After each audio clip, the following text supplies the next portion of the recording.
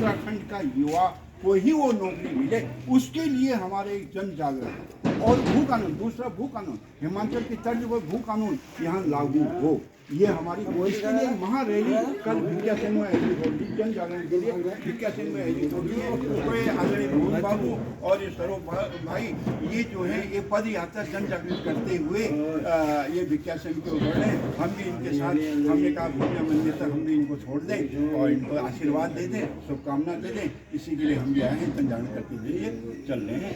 तो इसी क्रम को आगे बढ़ाते हैं मैं भून बाबू जो अध्यक्ष जी हैं उनसे निवेदन करूँगा वो अपनी बात।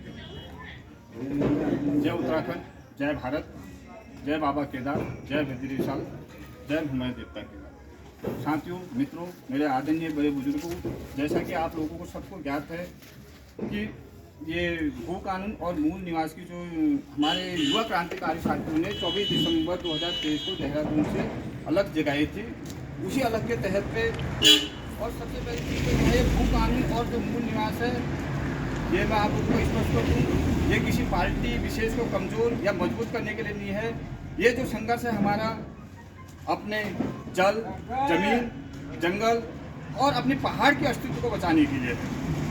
ये हमारा संघर्ष है अपने बच्चों के, नौजवानों के भविष्य को बचाने के लिए। जैसा कि आप सब लोगों को ज्ञात है कि हमारे उत्तराखंड की जनसंख्या 1 करोड़ 22 लाख के तकरीबन है, जिसमें से 45 लाख लोग जो हैं बाहरी प्रदेशों से आए हैं राज्य बनने के बाद।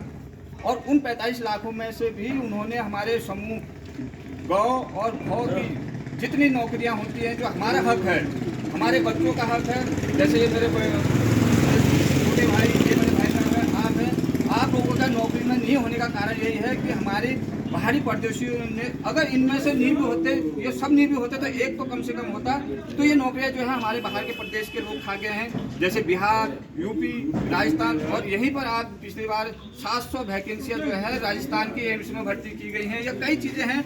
आप लोगों से मेरा एक निवेदन ये भी होगा कि आप यूट्यूब में सर्च करके भू कानून मूल निवास के, उसमें आपको सब कुछ मिल जाएगा, सब कुछ आपको उसमें पता चल जाएगा। जबकि हमारे जो सचिवालय में बड़े बड़े विद्वान लोग हैं जो अभी पद से रिटायर हो गए हैं, वो तक कहते हैं कि भू कानून और मूल निवास लागू होना चाहिए। ये कई चीज़ें हैं, समय का अभाव होने के कारण, और ना मैं इतना उसका बड़ा ज्ञाता भी नहीं हूँ, तो अभाव होने के कारण मैं ज़्यादा कुछ नहीं कह पाऊँगा। आप लोगों से एक यही विनम्र निवेदन है कि अपने पहाड़ के अस्तित्व को और अपनी सभ्यता को बचाने के लिए और अपने युवाओं के भविष्य को बचाने के लिए कल दिनांक 24 जनवरी 2024 भिक्यासर में महारैली का आयोजन किया गया है।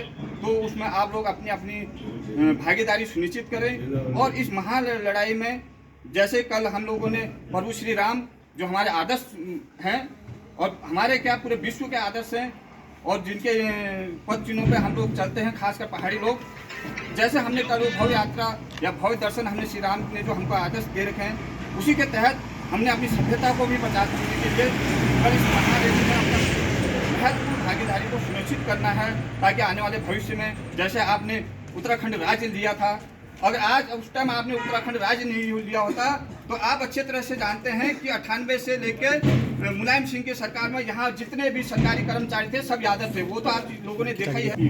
हम बहुत बुरी दशा में होते, लेकिन बनने के बाद भी जो हमने, जहाँ हमने जो मुकाम, जो हमारे बुजुर्गों ने या आप लोगों ने, कई ने उसमें संघर्ष भी किया होगा, तो उस चीज़ में हम नहीं अभी नहीं हैं, क्योंकि हमको लूटा जा रहा है बाहरी प्रदेशों के द्वारा, हमारी सरकार की, चाहे वो सरकार किसी की भी हो, गलत नीतियों के कारण।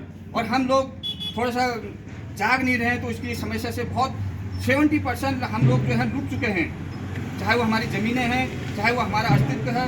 तो मैं सभी से, अपने बड़े बुजुर्ग और अपने साथियों से, अपने बच्चों से, सभी से विनम्र निवेदन, बाबा केदार को साक्षी मान के ये मैं आप लोगों से गहराई, दिल की गहराई से कहता हूँ कि कल, और कल क्या, ये उत्तराखंड की भू कानून या उत्तराखंड के अस्तित्व की लड़ाई, ये एक दिन की लड़ाई आपकी भी है, मेरी भी है, सबकी है। अगर आज हम पीछे हट गए तो एक दिन हम अपने को माफ़ नहीं कर पाएंगे। अगर मैंने ज़्यादा कुछ कह दिया तो उसके लिए मैं क्षमा भी नहीं मांगूंगा, क्योंकि ये लड़ाई है हक की। अगर मेरे लिए लड़ाई होती तो मैं इसलिए क्षमा भी मांगता। मैं आप लोगों का आशीर्वाद और सहयोग, मार्गदर्शन और बाबा भूमिया का आशीर्वाद की इच्छा चाहता हूँ।